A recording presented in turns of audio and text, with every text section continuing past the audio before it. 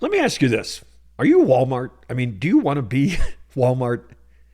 See, the secret to Walmart is they can compete on price. They do compete on price. Now, we can argue whether or not they're always the low price leader, but that's what they compete on, and they can pull it off. But most businesses can't. In fact, most businesses shouldn't even attempt to compete on price. And I doubt that many of you actually say, we're going to be the low price leaders. You just end up being the low price leaders and the low profit leaders because you're forced to compete on price, because you're not implementing a marketing strategy that shows people how you're different, that teaches them that they can trust you, that helps them understand the value that you bring is worth paying a premium for. There are so many reasons why competing on price is just an absolute dead end.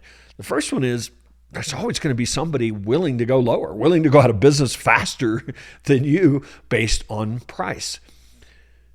But other than that, I mean, you can actually generate revenue being a low price leader, offering low prices. But what you can't generally, unless you're Walmart, generate is profit. And without profit in a business, you can't invest in the things that you need to do to grow that business into people, into products, into partners. Without the profit, there's no way to invest in that.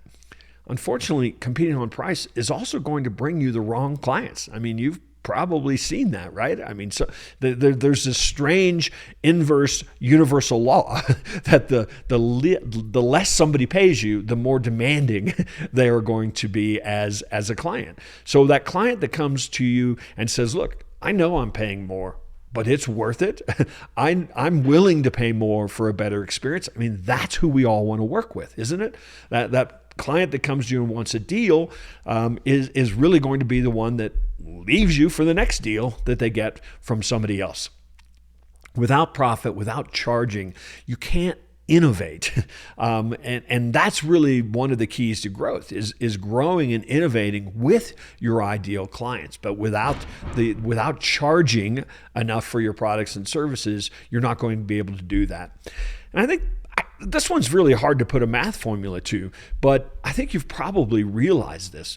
When we're working with those low profit, demanding clients, there's an opportunity cost to that. Yeah, maybe they're paying you some revenue so you see today's dollars, but what about the cost of tomorrow's dollars? You're not innovating, you're not attracting, you're not growing with your existing clients who are willing to pay you maybe 10 times what they're paying you today. What's that actually costing you to actually have that low price moniker that you're having to compete on? And again, I'm not suggesting that that's by choice.